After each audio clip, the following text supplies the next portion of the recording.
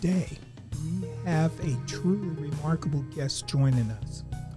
Her journey from a debilitating migraines to becoming a beacon of holistic health and healing is nothing short of inspiring. Mime Vega's story is one of resilience, determination, and unwavering belief in the power of holistic healing. She's here to share her incredible journey and the transformative impact of holistic practices that have helped her not only conquer her health challenges, but also empower countless others to do the same. So sit back, relax, get ready to be inspired as we delve into the world of holistic health and living the dream with our extraordinary guest, Mime Vega. Stay tuned for enlightening conversation that may just change your life.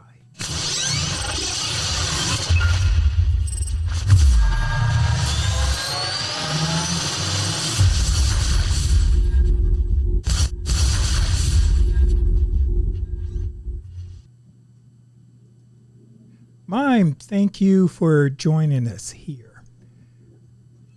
Mime, hello and shalom, Gregory. Thank you so much for having me. It's an honor to be here.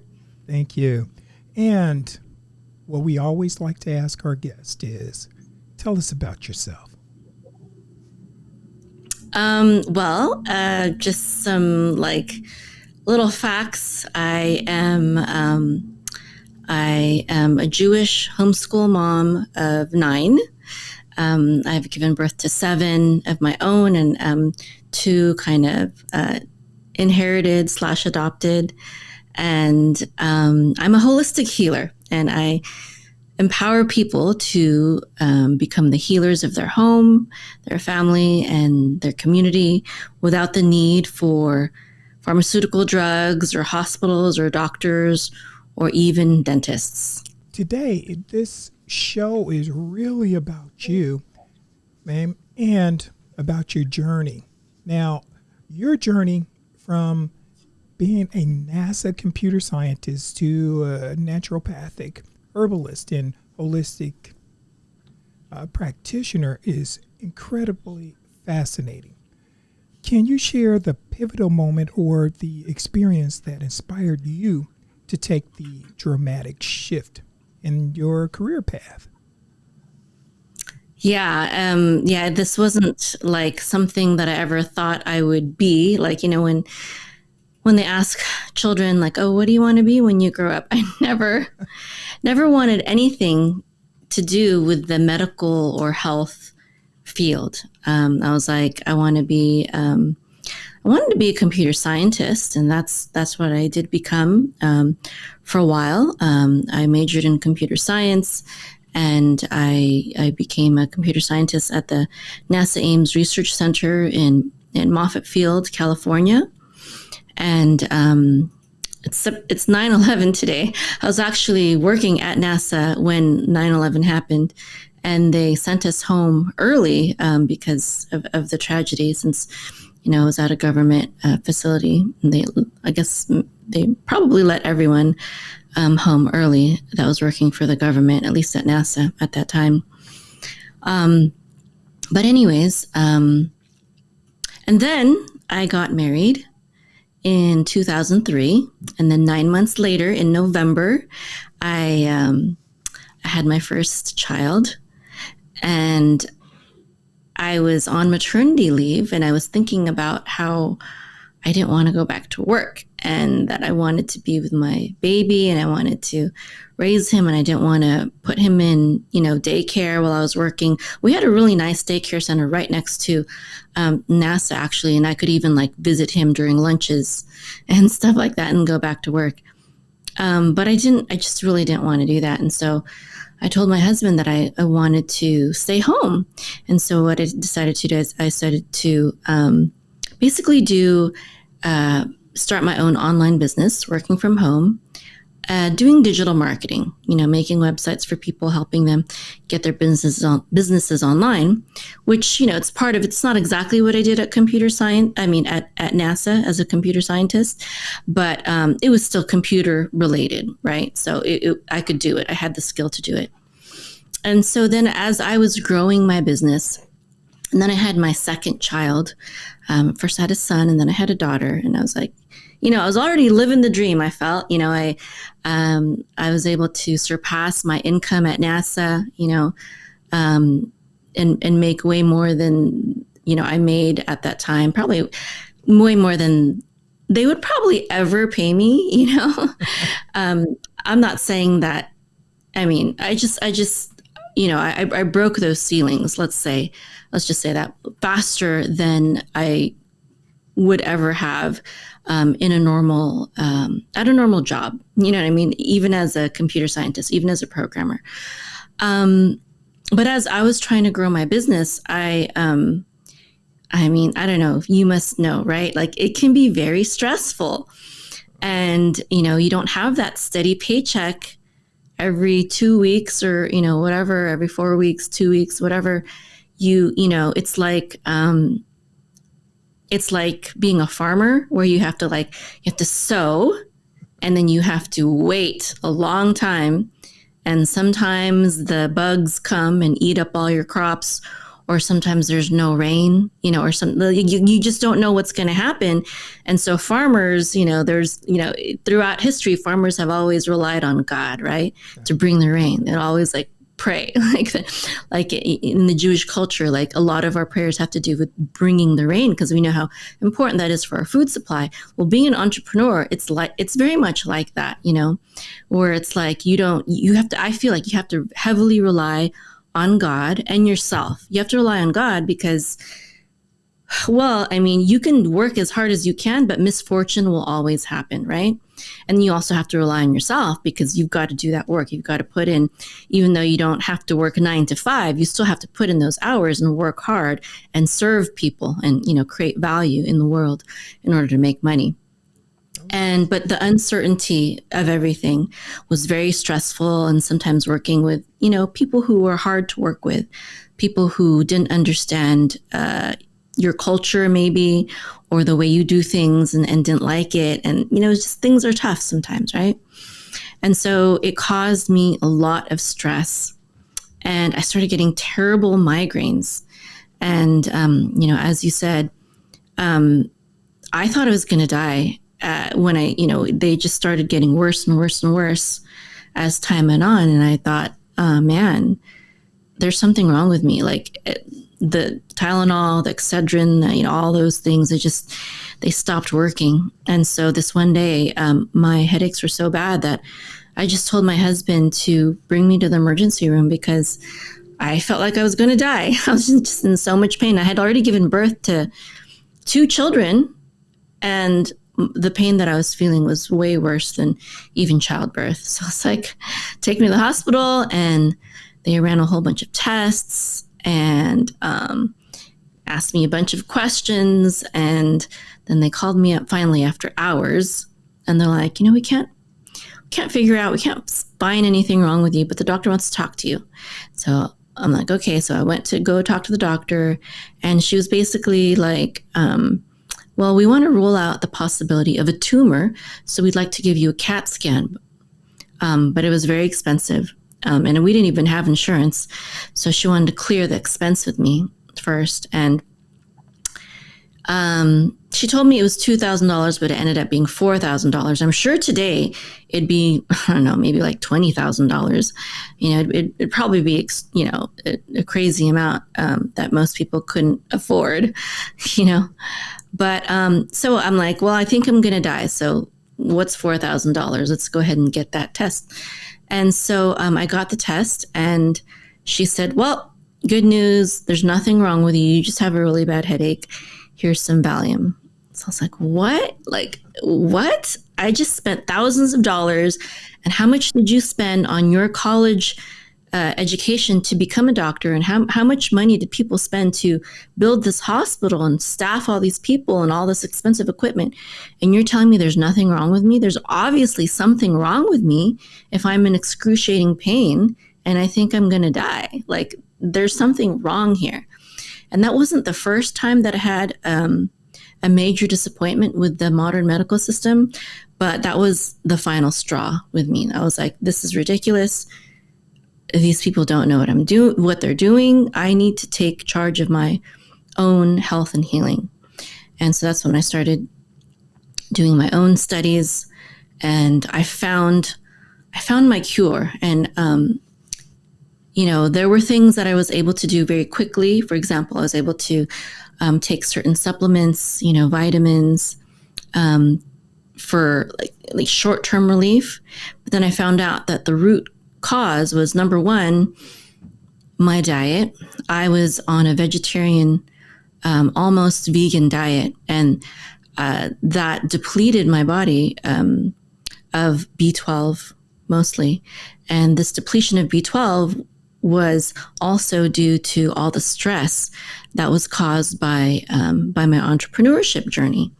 And so the cure for me in that situation was, number one, take B12, and there's some other herbs that help to support me as well. But that was one of the main things, is just take B12.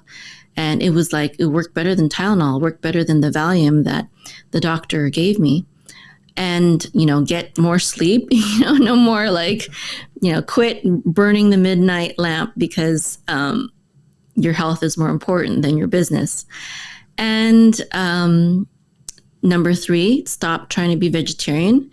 They talk about how healthy being vegetarian or vegan is, but it's not for everyone. And it's not for and it might be good for some people at a certain point in their life, which it was for me. It helped me with certain issues in a certain point in my life. But as I needed different things in that stage of my life, I needed to eat meat. And I learned that my B12 deficiency was caused by my vegetarian diet, near almost vegan diet. And so I had to stop that. I had to start eating more dairy and eggs and fish. I still wasn't eating like red meat or chicken very much, but I ate a lot of animal products still. And that helped me as well. And I was like, this is awesome. Like, I can do this and I don't need a doctor. I need to really tap into this, Like, I could have saved myself $4,000 had I known all these things prior. And so I was like, I'm going to invest in myself, and I'm going to learn the art of holistic health and healing. So I studied nutrition. I studied herbalism. I studied orthomolecular nutrition. I studied life coaching. I studied all these different healing modalities. And, now it's how many years? 20 years later, I can happily say that I have raised my children. And back then I only had 2 when I started this journey. Now, I have 9, and I don't take them to see doctors, or they've never taken over-the-counter antibiotics. They've never been injected with anything. Everything that any problem that has ever come our way, we have been able to deal with it with herbs, nutrition, supplements, rest, sunshine, getting rid of negative thoughts, all sorts of holistic things. And I'm teaching people, I'm coaching people, and I have students who are already in the medical field, like, doctors and nurses, and even had a dentist contact me, and she's like, how do you avoid dentists? Like, I'm a dentist, I want to know how you do it. So it's awesome. It's so empowering, it's so empowering to be like, to understand what our bodies need, and to have that kind of knowledge. It's part intuition. Like, I believe that everyone has an inner healer inside of them, right? And then it's also part knowledge. You have to, you intuitively know certain things, but then you have to back that up also with understanding what's available in the world in terms of, what's out there in creation, what kind of herbs are there, what kind of food does what to your body, and what kind of vitamins and supplements, do this and that to your body. And, vitamins and supplements, they might not be super natural like herbs and food are, but they're natural in terms of your body knows what to do with them, and they don't have crazy side effects like pharmaceutical drugs do. So, for example, if I had a friend over and they took some kind of drug for their blood pressure, for example, and they lost one of their pills in my house, I'd be like, you need to find that pill, because if one of my babies found that on the floor and accidentally consumed it, I would have to rush them to the hospital. That could be severe poisoning. But if I drop, some herbs on the floor, even if they accidentally, eat it, first of all, it'd be pretty nasty if they stuck some, dry herbs in their mouth. They just spit it out anyways. But let's say they stuck a vitamin C pill in their mouth. Oh, well, the worst that can happen, they'll get diarrhea. That's no big deal. I know how to deal with that, The best thing that can happen is that they'll boost their immune system because they've just taken some vitamin C, so it's so safe. It's so natural to our bodies, and it's so amazing. And we are kept so much in the dark in regards to these very simple, holistic, natural remedies. It's amazing. I'm not a conspiracy theorist. I'm a conspiracy realist. They want us to have jobs. They don't want us to be independent. They don't want us to be financially free. They don't want us to be free of the need for the medical system. They want us to be dependent on every single system they've concocted. You know what I mean? And I just love freedom. That's why I love entrepreneurship. That's why I love holistic health. That's why I homeschool, because I want to teach my children what I think is important. Like how long do they study history, and they don't even study correct history sometimes, or the kind of history that matters to me sometimes, or how much do our children study science in public school, yet they don't know the science of their own bodies and how to heal themselves. Like why should we spend 12 years of their time studying science that will not be personally, intimately beneficial to them, their own health and healing? So that's what my own children are also students in my certification program, not just other people. So with that being said, when family members or when some of your ex-colleagues found that you had left NASA's computer science program and started pursuing a career as far as in holistic health, were there any pushback? Did you get anything from your colleagues as far as pushback? It doesn't matter whether they thought so it was appropriate for you, because you did something that you felt you needed to do. But I just wanted to give you a chance to say something to that effect, because someone else out there may be experiencing the same thing, and that is getting ready to make that transition. And they may fall to pressure. So what would you? First of all, so this isn't network marketing, I'm not trying to push anything on anyone, but primarily, I tried to live my life as an example to other people as to what is healthy. And, of course, I'm because I'm because I'm a business woman, because I'm a business owner, I'm always promoting the things that I believe in. So whether it's, an herbal formula or, a vitamin or supplement, and at first people are just kind of, I'm not pushy, but, I'm out there, I'm emailing people, I'm on social media, I'm saying this and that and whatever. And probably in the beginning, people were like, they're just kind of curious. But, no one was disrespectful. And if I ever do have people in my circle that are disrespectful, I just cut them out. I mean, like, seriously, life is too short to worry about your haters. I mean, there are plenty of people that love me. I don't need to worry about people who hate me or who hate what I do. I really don't. And as far as family members go, I've even blocked family members. I'm like, you're gonna hate on the things that I'm talking about. Block on Facebook. Like, you're still my family. When I go see you for a holiday, I will love you. I will greet you. I will serve you some, delicious home cooked food. But I'm not gonna let you hate on me in public or on social media. We choose our friends. We choose our circle, and that's, any entrepreneur. Because most entrepreneurs, they start out as solopreneurs, right? Yes. You don't start out with a big team and an advisory board and, all that. You're just yourself. So you really, it's really, really important to dig into a support system where that is going to support you in your business and in your goals. One of them would be podcasts like yours, right?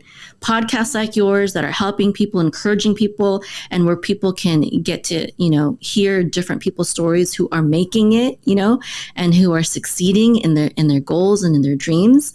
That's so important. Your service is so important, and it's free. That's amazing. Like, it's absolutely free. You can just log on to your podcast. That's huge. The value that podcasters give. I mean, like, and then of course, then there's the higher levels of support, like joining a coaching program or having a one-on-one coach. Of course, having good friends that are also entrepreneurs and understand, that's also extremely valuable. And I do have some friends like that, but I think it's very hard to find people like that, like just around your neighborhood, like those kinds of in-person friends that understand your entrepreneurial journey. They're very hard to find. Unless you join like a group, there's some like business groups where it's like a business referral group. Those kinds of groups can be supportive. But, with me, because of my children and the fact that I homeschool, I'm not really able to leave home a lot unless it's with my children. So I rely on things like podcasts. And I also have, a coach. I have a life coach. I've had several life coaches, throughout my journey, but one-on-one life coaching is also extremely valuable, I believe. And that's one of the reasons why I became a life coach. I think having a life coach is valuable for an entrepreneur because, it can help them, a life coach can help them with their goals, with their mindset. It can help them with healing. It can help them with relationships, all sorts of things. A life coach will help you tap into the knowledge that is within you. And the reason I brought that up regarding the input from people who are within our circle or our sphere of influence, that sometimes they may not intentionally mean it, but it may be something that they may say that could derail or send you into a negative frame of mind or thought process right there. Because the journey, it's not one of those fairy tales or a storybook stories that a lot of times we will come into those storms and we have to solve those problems. So as you had mentioned, having a coach, someone that can help you they're not going to do the work for you, but they can help or guide you through those storms. And they also help you come to find solutions to a lot of the problems that you may be facing right there, because they're continuously changing. And you're never too old to learn something that could improve your life right there. Now, yeah. And also like that whole iron sharpens iron, like, learning from other people and their experiences. oh yes, definitely. Now, some of the things that you were doing prior to becoming a coach, they were transferable as far as to your business right now. What are some of the skill sets that you found to be really invaluable as far as in your business? As a computer scientist, I was very experimental. So I was a scientist, right? So even though, my science is with computers, there's still many experiments that can be done with computers. And so, when I wanted to accomplish a certain task, I would think about, how do I do this? And then I test it, and then I see if it works. And if it doesn't work, I went back, step by step, and I said, it failed. Let me change this. And very methodically, I would trace back my steps and adjust things one at a time until I built a piece of software or an application or a function that did what I wanted it to do. And I didn't rely on anyone else. I did it, right? And that's how I approach my health as well. That's how I approach health and healing. And that's how I teach my students to do. I say, if you want to be healthy, you need to look at all these things. 1, 2, 3, 4, 5, 6, these are the things. Lay them out. Are you doing this? Are you doing this? Are you doing this? Is it working yet? Is it working yet? It's not working. Well, what aren't you doing? And we look at it. So for example, my daughter is a great example. She was getting really bad migraines, right? And so we're like, okay, great. So easy fix, coffee. Okay, coffee. Let's drink coffee. It fixed it for a while. Okay, it's still coming. They're still coming. The coffee isn't working anymore. Okay, what do we do? Let's try juicing. Okay, let's try juicing, vegetable juicing. So she started juicing like every few days. She's like, yeah, that helps. And then, but they still kept coming back, right? They helped, but they didn't make them go away completely. And then for my other daughter, she started having tummy problems, right? So I was like, let's experiment. I said, let's try cutting out gluten. And she was, she's young, so it's really hard for a child to have self-control. So I had to just stop buying gluten, no more gluten in the house so that she could be gluten-free, even though the rest of us were fine. And her tummy improved with going gluten-free. And my other daughter, who had migraines, also stopped having migraines because she stopped eating gluten. That wasn't even one of the things we had considered trying. We were trying other things, different supplements and herbs and stuff like that. But once she finally cut out gluten, she also was healed of her migraines. So my older daughter was healed of her migraines. My younger daughter was healed of her tummy aches, all by going gluten-free. So we're very experimental like that. But how would I even know? How would I even know to experiment with vegetable juicing? How would I even know to experiment with going gluten-free? It's because I studied. And same thing when I was at NASA, when I was a computer programmer, I would devote about 1 hour out of the 8-hour workday every day, learning, reading, learning more about the programming languages and different tools and methods that computer scientists and computer programmers use. So there always has to be this ever cycle of learning and learning and learning, because there's always new things coming out. No matter what your business is, you have to keep developing yourself personally with the education. Knowledge is power. So knowledge, keep increasing your knowledge, number one. And number two, don't be afraid to experiment with things. And did you have a mentor along your journey? In the beginning, no, not really. I had some, for computer, when I was becoming a computer scientist, I had some really brilliant teachers.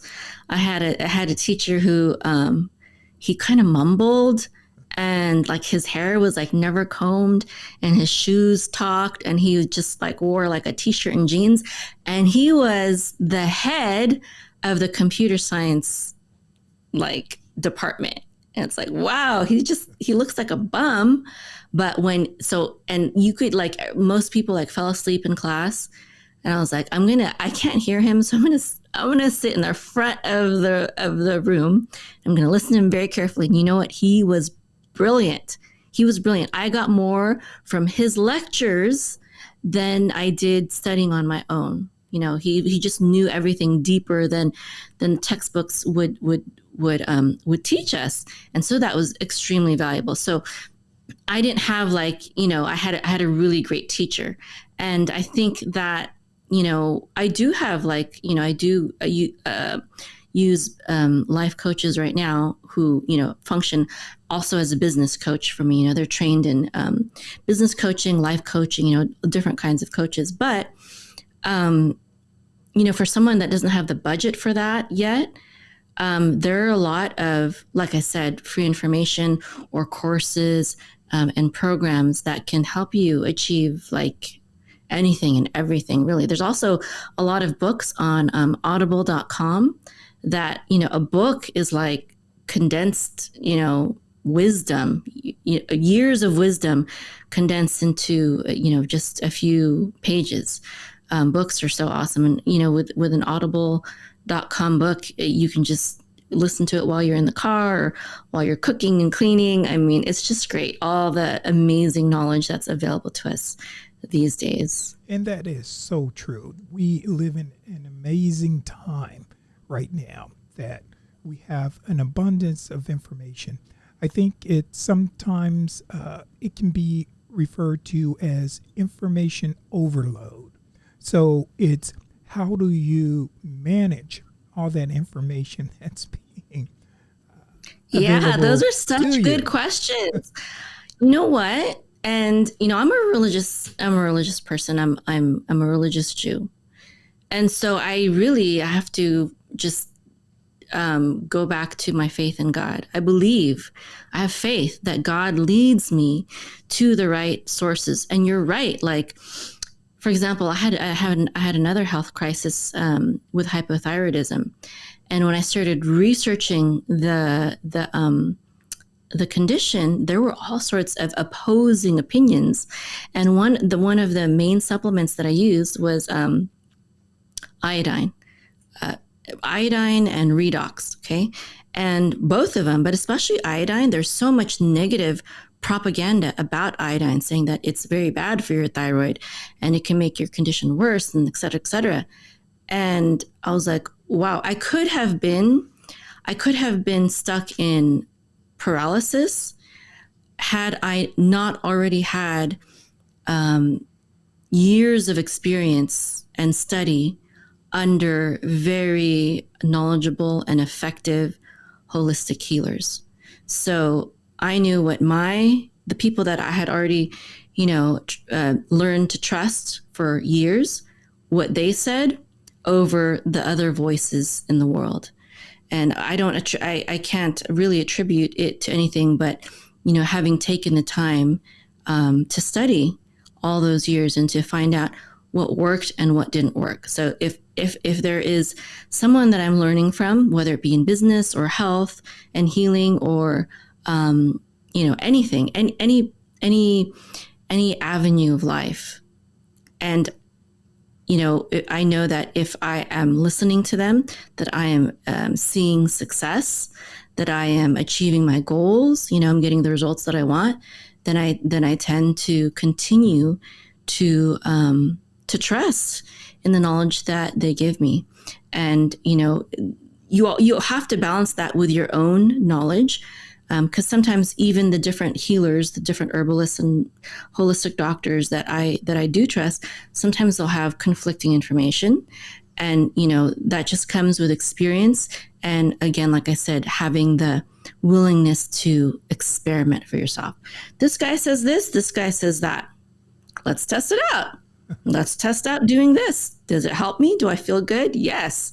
So this is garbage. You just find out. You just have to be a scientist, and run your experiments. Oh, yes. And that is actually really do your research. The bottom line right there is do your research. Now, the next thing we want to talk about, and that is your business. The name of your business is Aruka.com. Yeah, so the website is aruka.com, ARUKAH.com. And like the full name is the Aruka Holistic Life Academy. And when someone comes to your website, you want to give us a little insight on what they can expect? Yes. So if someone comes to my website, this page is basically designed to introduce them to the Holistic Healer Certification Program. And by way of this free course, 8 Secrets to Become a Holistic Healer. And in that free course, basically you learn about the different things that I teach in the program, the different things that you'll learn that have helped me to basically, avoid doctors and be able to heal myself and keep my family healthy naturally. And so that's what this page is all about. At the bottom is a bunch of blog articles on different health and healing topics. You have to scroll a lot. There's a lot of information there.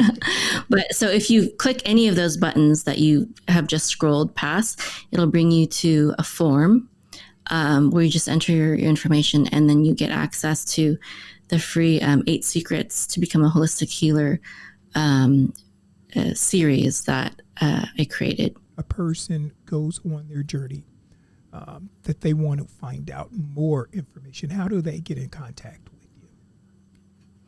you? Yes, so my website is a great place, and my email also mime@aruka.com, MAYIM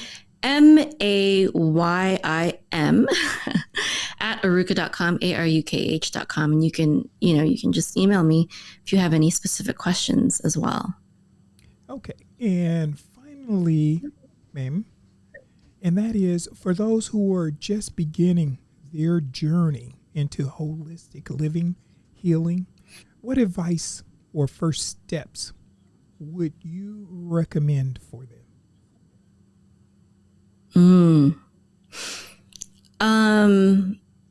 Don't be afraid.